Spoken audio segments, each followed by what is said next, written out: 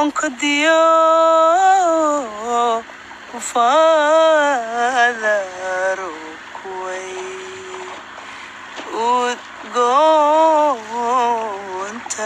udgoontahay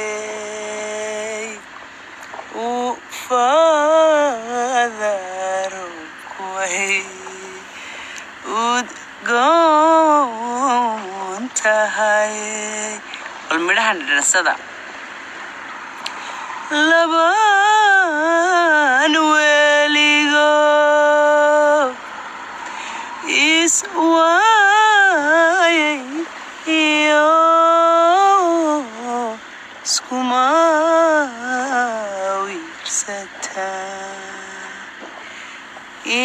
inagu waday Allah iskuma wirsata inagu waday maxameedin sheega Soomaali waxa la yiri been waa sheegtaa been sama mahmahdo hays xumaynina hays ku wiirsanina kuwiina xiriirada leh relationship-yada leh jacaylka iyo ahriga meel wada dhigtay ballamay dadka ha kaga nixinine hadii jacaylku kaabo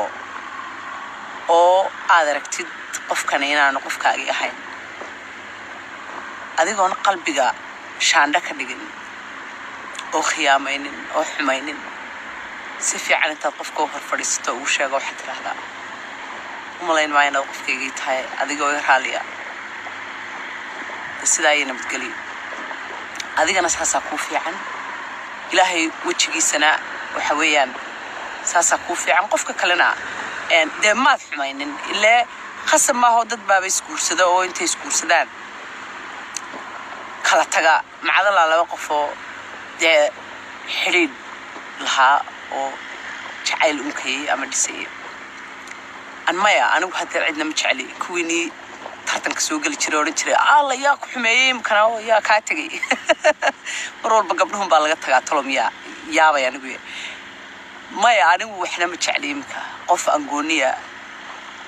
oo aan jecelahay ma jiro laakiin da jacaylkan iska jecelahay oo wixii wax jecel baan jecelahay oo quruxdan jecelahay oo biyahan jecelahay oo Ilaahay subhanahu wa ta'ala first and foremost number 1 ayaan jecelahay sidoo inoo halqay sidoo inoo sameeyay garashadu ina siiyay ee uu doonayo uu jecel yahay inaynu isticmaalo wanaaga uu maalin walba inoo hiiliyo ka faa'iideyso waqtiga stay clean be a good decent kind human being sida aad jeceshay in lagu la dhaqmo dadka ula dhaqan mar walba adigu xataa kala xumeeyo noqon mar walba adigu laakiin ha urursanin laakiin adigu nafsiga ha urursan ha xambaaran waayo wax walba oo aadun ka taa xumaan kastoo samaysaa dhib kastoo oo aad geysataa adigu meel ku yaala waa dhito ku sugaysa oo ku biiraysa ha biirsan ha urursan yaa wanaagsanow oo wacnow ku dadaal inaad wanaagsanaato waayo xusuusnow ilaahay wajigiisa ayaa waxa soo dhanaad la hor imanaysa maalmaha kamida maanta hadda caafimaad qabto oo aad wanaagsan tahay